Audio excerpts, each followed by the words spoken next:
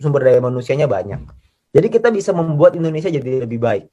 Caranya gimana kontribusi kita untuk negara? Salah satu kontribusi saya adalah melalui VTube. Karena melalui VTube kita bisa membantu begitu banyak orang. Kita nggak cuma lihat diri sendiri. Kalau soal punya uang, ada penghasilan, dapat duit, sudahlah. Sudah pasti dapat, nggak mungkin nggak. Kalau nggak dapat, Anda nggak lagi di VTube itu namanya.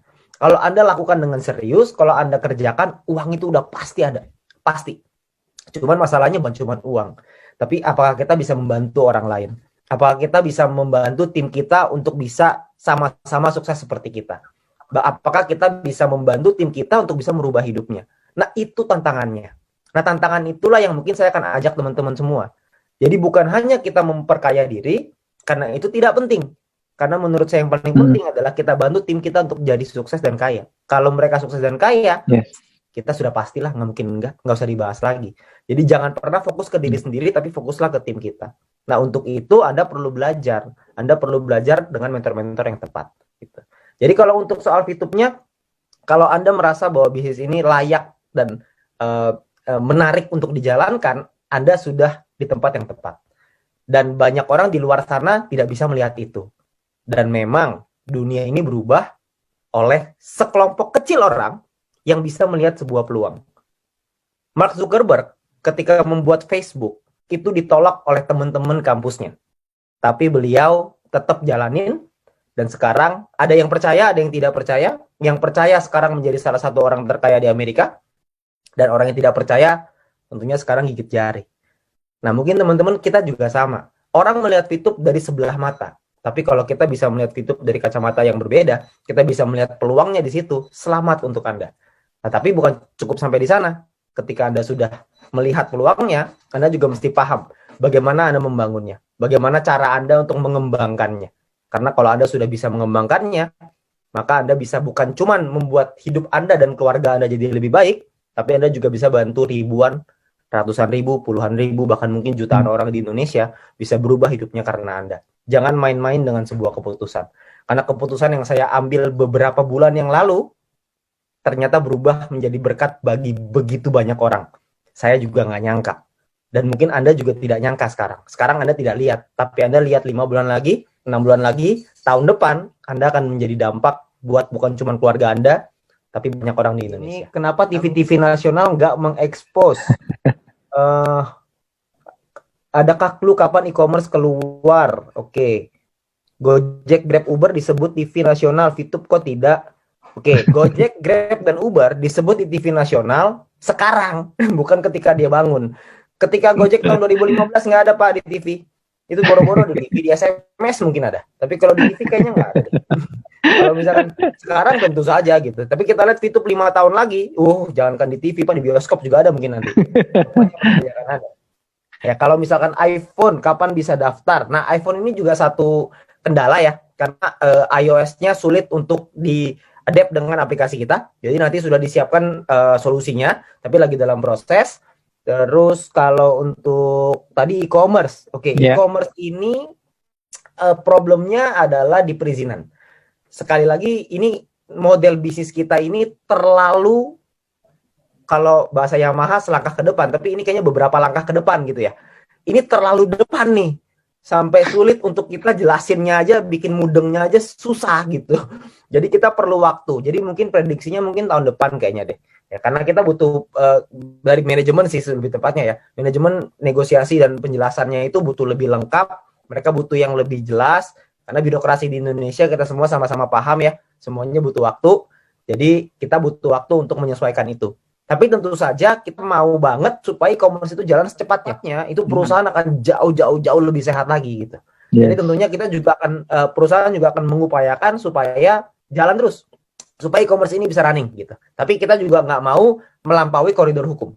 Tentunya kita semua nggak mau melakukan sesuatu yang ilegal, kan nggak ada yang mau. Kita maunya semuanya dalam ranah hukum yang benar, melalui legalnya mesti tepat gitu. Jadi kita nggak akan mulai sebelum kita dapat ACC atau approval dari negara, dari regulator. Tentu buat kepentingan kita bersama juga gitu ya. Pernah nggak Metro TV iklan di RCTI? Nah, ini dijawabin sendiri. Terima kasih. Income Bapak sekarang berapa per bulan? Kalau income sih mungkin Ya, CRV lewat lah ya 1 bulan gitu. Amin. CRV kebelilah, CRV 1 bulan tuh kebeli. Gitu. Lumayan lah, lumayan untuk punya keleluasaan dalam segi finansial. Kalau misalkan dibilang kaya raya banget, enggak juga lah, masih banyak banget lah yang lebih kaya, yang punya gudang garam juga lebih gila-gilaan gitu. Tapi kalau misalkan keleluasaan dari segi income, dari segi pengeluaran, ya makan-makan nggak mikir lah gitu. Makan-makan nggak mikir. Ngomong-ngomong, kapan manajemen berkantor di Indonesia? Nah, ini juga salah satunya nih ya. Ini juga kebetulan lagi dibahas, jadi sekalian. Kantor di Indonesia juga sedang dipersiapkan karena kita juga sama-sama tahu bahwa bisnis di Indonesia, kantor harus di Indonesia. Jadi kantor itu juga lagi dipersiapkan karena kemarinan ini kita memang peledakannya terlalu cepat. Jadi mau nggak mau harus ada manajemen yang dadakan dulu. Nah, sekarang ini sudah mulai running, lagi dipersiapkan untuk kantor di Indonesia. Jadi nanti kalau kantor ada di Indonesia pasti akan di-announce lah. Gak mungkin nggak. Ya karena saya yakin nanti kantornya itu nggak tahu deh itu kayak apa, tawuran mungkin di dalam situ ya. Saya nggak tahu deh. Bakal rame banget pasti yang datang. Tapi nanti pasti akan dikasih lihat.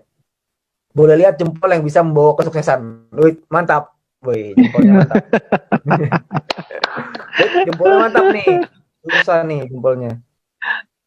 Kenapa untuk registrasi harus berusia 18 tahun? Karena kalau di bawah 18 tahun nanti kita ditangkap sama Depnaker. Karena tidak boleh mempekerjakan orang di bawah umur. Yang hadir kasih 10 VP kok masing-masing. Waduh, daripada saya kasih ikan lebih baik saya kasih pancingannya. Kenapa kalau searching di Google tentang VTube pasti yang keluar adalah VTube penipuan? Oh iya tentu saja, karena perusahaan bagus harus dijelek-jelekan dong. Karena perusahaan yang jelek mau diapain lagi? Kapan izin Kominfo balik? Kenapa kita harus pakai NIK? Oke, izin Kominfo ini masalah waktu ya. Jadi ini juga sama. Jadi kalau misalkan proses legalnya ini sudah mendekati fase akhir. Jadi ketika itu sudah selesai, maka semua izin juga pasti akan dipulihkan. Cuma itu butuh waktu aja untuk penyelesaian sedikit lagi. Jempolnya panjang banget ya, gak buntet. Makanya rezekinya panjang. Bisaan aja dulu waktu gua susah nggak begitu. Kenapa harus pakai nick? Karena kalau nggak pakai nick, nanti satu orang bisa bikin ID banyak banget dong. Karena kan harus diverifikasi apakah manusia atau robot, kan gitu. Kalau misalkan isinya robot semua kan pusing. Jadi kan harus ada KYC namanya. Jadi perlu ada yang diituin lah, yang dicek gitu. Ini udah gampang banget loh, cuma NIK doang. Harusnya tuh nggak begini nih. Harusnya tuh ada selfie-nya, ada fotonya, ada apa gitu. Harusnya ada beberapa lagi. Betul, betul. Berarti Vito masih di R&D terus ya? Oh, itu tentu saja jelas. Karena yang namanya bisnis, kalau misalkan tidak bertumbuh terus, maka bisnis itu akan mati. Seperti contoh, kita ambil contoh paling gampang. Bluebird sama Gojek. Siapa sih yang dulu yang punya Bluebird itu salah satu orang terkaya di Indonesia loh. Top 50 kalau nggak salah, terkaya di Indonesia. Sekarang, Bluebird ini ketika dibangun, itu gak ada yang berani melawan tuh. Taksi nomor 1 pasti Bluebird, gak ada lawannya. Ada Bluebird, Silverbird, GoBird, semuanya. Wheelbird juga ada di situ. Tidak ada satu orang pun yang bisa menyangkal bahwa Bluebird itu taksi nomor 1 di Indonesia. Nah, tapi ketika Gojek itu muncul, Gokar itu muncul, terjadi apa ya namanya ya? Terjadi ribut gitu antara Gokar, supir Gokar dengan taksi. Katanya ini nggak fair lah, apalah segala macam. Dari pihak Bluebird itu juga ngotot, tidak mau beradaptasi dengan perubahan, nggak mau ikutin dengan online. Yang terjadi adalah Gojeknya sekarang membeli sahamnya Bluebird. Jadi yang tadinya kompetitor, Bluebird tadinya di atas, sekarang Bluebird mau nggak mau bekerja sama dengan Gojek gitu. Jadi namanya bisnis harus terus berubah. Begitu juga dengan Vito, pasti akan ada perubahan. Kalau Anda tanya akan berubah atau enggak, dijamin pasti akan berubah. Karena kalau nggak berubah, kita akan punah. Yes. Jadi mau nggak mau harus seperti itu. Bapak sendiri menjalankan misi dengan modal 0,3 apa fast track? Ya tentu saja 0,3 Bapak. Zaman saya pertama kali bergabung, EC aja tidak dibuka. Tidak ada EC, mau beli sama Sopo. Tentu saja pakai gratis, mau pakai apa lagi? Dulu 0,3 tuh seru sekali loh. Betul, betul. Kita nunggu loh berbulan-bulan supaya dapat 0,3. Gila, launching tuh dengan semangat selesaiin, 0,3 pertama nih. Bangga dapat 0,3 itu bangga banget. Seneng banget kan pertama kali Pak Sandy. Bangga. Di tengah dengan kisruhnya ketika lagi di awal ya. Tapi 0,3 pertama itu seru banget. Ini terakhir ya. Kalau dapat calon VTuber yang kritis dan pernah telepon pihak OJK dan dapat info VTube termasuk entitas kali ini maksudnya ya. Entitas yang masih proses penarikan izin, itu kita gimana jawabnya Pak? Kalau saya nih, ini Anda perlu tanya lagi ya sama Pak Sandy ya. Kalau saya Kalau ketemu dengan orang yang sebegitu kritisnya, pengen tahu semuanya, pengen supaya telepon OJK lah, ntar dia telepon ke Kominfo lah, dia telepon ke presiden lah, semua mau ditelepon sama dia untuk memastikan supaya bisnis jalan. Gak taunya dia cuma mainnya misi gratis toh. Kalau saya boleh milih, kayak gitu biasa saya Nina boboin. Biar bobo aja, jangan dibangunin, karena repot. Karena lucu, orang itu mau ikut bisnis yang fresh. Yang namanya bisnis fresh selalu ada tantangan di awal. Selalu tidak mudah di awal. Kalau bisnis yang sudah established, bisnis yang sudah jadi, bisnis yang sudah kuat, legalitas gak ada lawannya, udah aman semuanya, ya Anda tunggu dulu 2 tahun lagi lah gitu.